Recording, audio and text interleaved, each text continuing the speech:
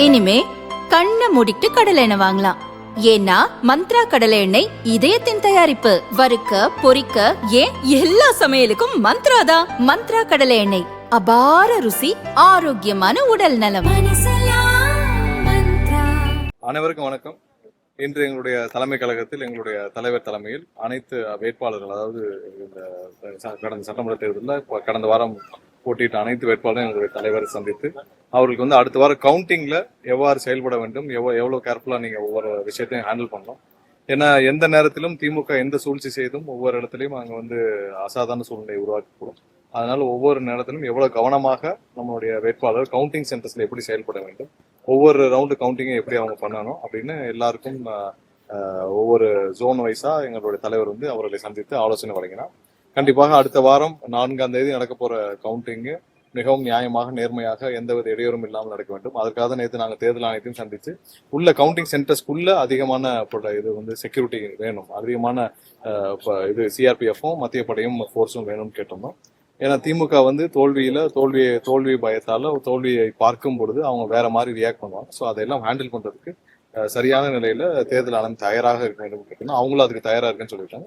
Postal ஓட்டுகளையும் எப்படி handle பண்ணணும்னு சொல்லி எங்களுடைய தலைவர் ஒவ்வொருத்தரையும் சந்தித்து அவர்களுக்கு ஆலோசனை வழங்கி முடித்திருக்கிறார். கண்டிப்பாக அடுத்த வாரம் 4ஆம் தேதி இதெல்லாம் நம்ம எதிர்பார்க்கிறோம். எக்ஸிட் போல்லாம் வந்திருக்கு சார், ஒவ்வொருத்தரும் ஒரு மாதிரி கருத்து சொல்லியிருக்காங்க. அதை பத்தி தலைவர் பேசினாரா? இல்ல, எக்ஸிட் போல்கள் எப்பயுமே உங்களுக்கு உண்மையை தர்றதில்ல. இல்ல 4ஆம் தேதி 4 நாட்கள் இருக்கு, வெயிட் பண்ணுவோம். கண்டிப்பா 4 நாட்கள் கழித்து என்ன மக்கள் என்ன வாக்களித்தார்களோ, என்ன மக்கள் நினைத்தார்களோ அது உண்மை அன்னைக்கு பிரதிபலிக்கும். அது வரைக்கும் வெயிட் பண்ணலாம். இல்ல, எல்லாத்தையுமே நம்ம ஒரே வரையாக மக்கள் என்ன வாக்களித்தாரோ அதை பார்ப்போம். நம்ம எக்ஸிட் போல் இதை நம்பி இன்னொரு 4 நாள் இருக்கு, எதையுமே அசம்ஷன்லயோ இல்ல நம்ம ஒரு இதுலயோ எடுத்து பேச வேண்டாம். கண்டிப்பா 4 நாட்கள் உண்மை நிலைமை வரப்போது அதை வைத்து பேசிக்கொள்ளலாம்.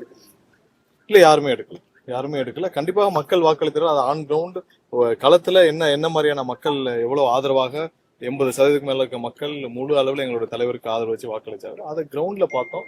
நேரடியாக பார்த்த பிறகு எந்த எக்ஸிட் போலும் எங்களுக்கு தேவையில்லை. ரிசல்ட் அன்னைக்கு பார்த்துக்கலாம். வேட்பாளர்கள் நேராக பணம் இல்ல, அந்தந்த இன்ஸ்ட்ரக்ஷன்ஸ் அதுக்கப்புறம் தனியாக போகும். இன்னைக்கு கவுண்டிங்க்கு எப்படி ஹேண்டில் பண்ணணும், கவுண்டிங் அன்னைக்கு எவ்வாறு கவனமாக செயல்பட வேண்டும் என்று எங்களோட 4ஆம் தேதிக்கு பிறகு தலைவரோட அடுத்த கட்ட இல்ல அது அறிவிப்பு வரும். ஒவ்வொரு கட்டத்திலும் அதுக்கு அறிவிப்பு வரும். இன்னைக்கு 4ஆம் தேதி எப்படி இவங்க கவனமாக செயல்பட வேண்டும் என்று அறிவுறுத்தப்பட்டது.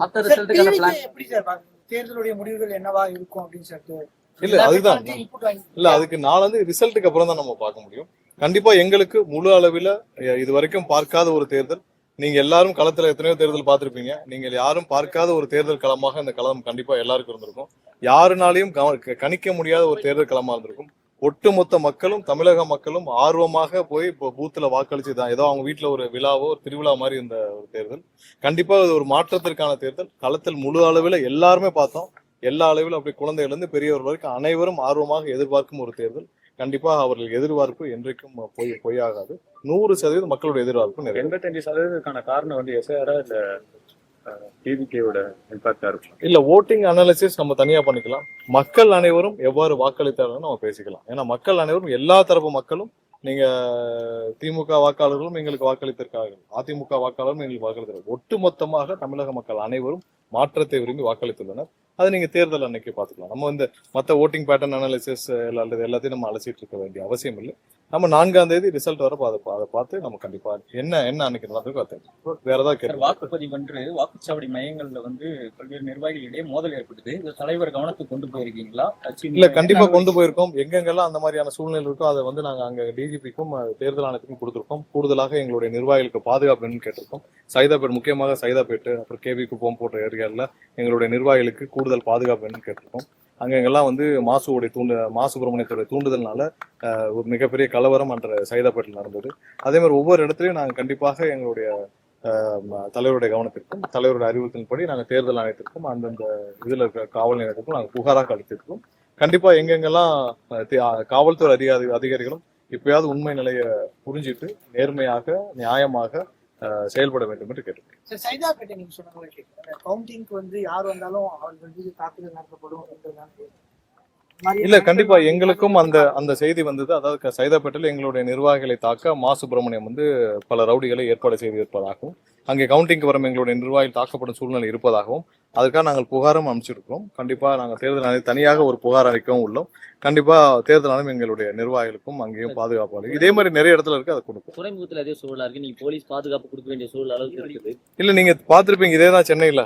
சென்னை பெரும்பாலான இடங்கள், தமிழகத்துல பெரும்பாலான இடங்கள்ல திமுக வந்து தோல்வி பயத்தால இப்பயே வந்து அவங்களுடைய அராஜகத்தை கட்டளிச்சுட்டு இருக்காங்க.